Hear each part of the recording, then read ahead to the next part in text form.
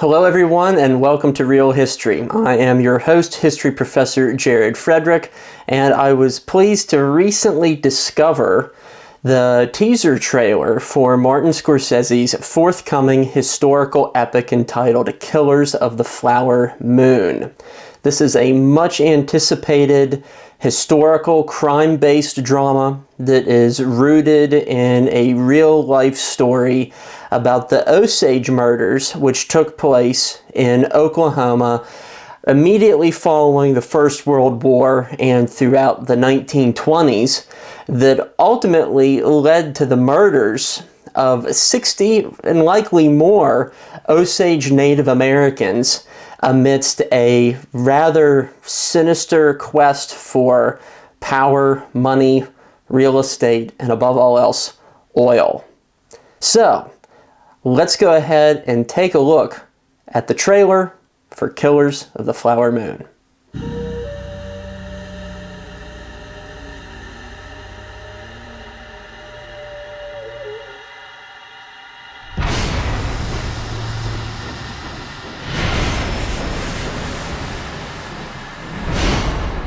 World War I veteran. The Osage took their name from Missouri and Osage rivers.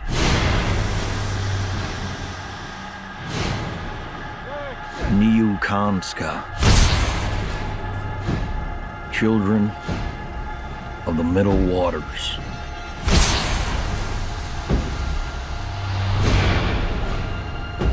Move, said the great white father. There are many, so many hungry wolves. Can you find the wolves in this picture?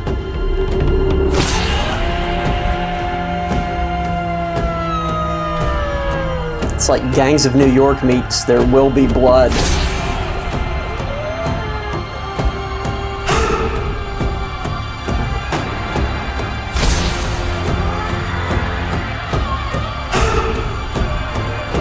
Brendan Fraser.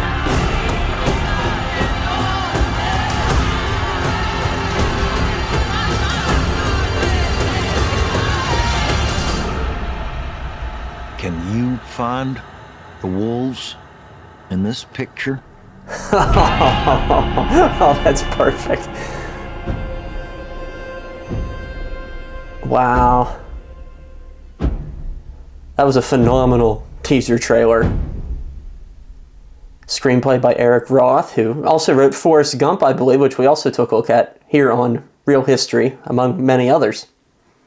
Wow. So there are a number of things that stick out to me in regard to what we just saw in the trailer. And first and foremost was the production value. This is a film that has material culture and rich aesthetics through the roof. And from what I understand, it has no reason not to, because it's a $200 million movie produced through Apple TV Plus. And it's interesting to point out, too, that Apple is kind of following the route that Amazon was.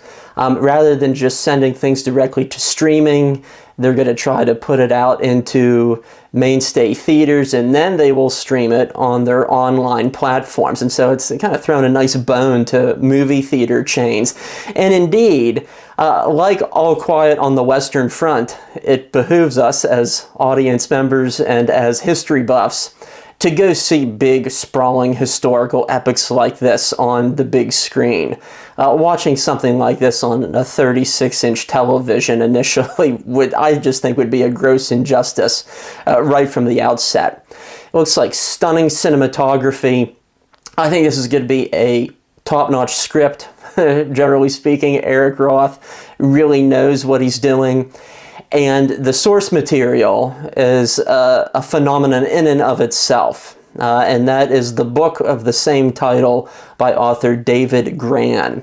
And if you want a really good perspective on what was going on in Oklahoma following World War I, his book is just an utterly phenomenal read and a mega bestseller, in which most historical nonfiction books are not. these days. If you want to hear a little bit more about the historical background, I will warn you that there are some spoiler alerts ahead. And so if you want to be completely absorbed by the story and not to be taken off guard by any of the real life circumstances, maybe you want to tune out. But I'll try not to ruin things to a big extent. One of the people that we saw, one of the actors that we saw in the trailer, of course, is Robert De Niro. And he plays a real-life individual by the name of William Hale. And William Hale was the architect of this incredibly devious and villainous plot to dethrone various members of the Osage Nation, especially members of the Osage Nation who owned real estate under which there was oil bubbling up through the ground, or sprouting like we saw in the very opening scene here. And he essentially contracts out his family members, including two of his nephews, one of whom is played by Leonardo DiCaprio. Leonardo DiCaprio marries into one of these families, marries a young Native American woman, in this case played by Lily Gladstone, and their treachery just continues to grow like a cancer from there. And so many people are killed during these land struggles and disputes that we don't even have a firm number. Formally speaking, we have about 6 people who are killed, but more recent estimates indicate that there could be dozens more who were hidden or covered up. And so this is going to be a very taut crime drama. I think it will be a courtroom drama. It is a sprawling historical epic that Scorsese, I know, will masterfully use the landscape around him. It was filmed on location in Oklahoma. I believe it's the largest and most expensive movie ever to be filmed in Oklahoma. And something that heartens me is that Scorsese and DiCaprio worked very closely with the Osage Nation to get things right, to get the cultural elements correct, to do justice and not a disservice to this story. At least that's what I was reading in some of the press releases associated with it. I certainly hope that rings true. And all in all, I think we're going to have a stunning film, and it's one that I am definitely going to go see on the big screen. If you are interested in learning more about this tumultuous time period, once again, you have to go to the source material for the film, the book of the same title by author David Grann, who also wrote another magnificent book, which became an underappreciated movie by Amazon called The Lost City of Z. That is another very good one to take a look at as well. But before we head out, I realized that this is not the first time that the Osage murders have been depicted in film. If you go back to the 1950s and you look at a Jimmy Stewart movie, a rather obscure little propaganda film, I guess we could call it, from the Cold War era called The FBI Story. Jimmy Stewart plays a semi-fictitious FBI agent, and you follow his career throughout the 20th century, and one of his early assignments is the Osage murders in Oklahoma.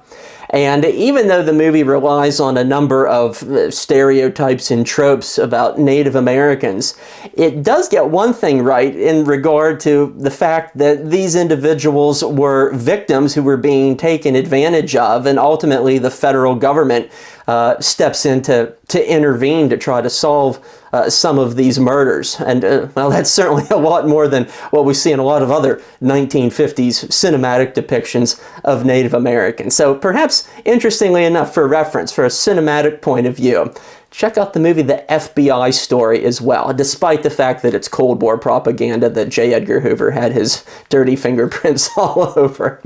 In any case, go ahead, check out these films, check out these books. I look forward to seeing Martin Scorsese's latest movie. So, with that, we thank you for tuning in to Real History. We'll see you next time, but until then, as always, stay curious.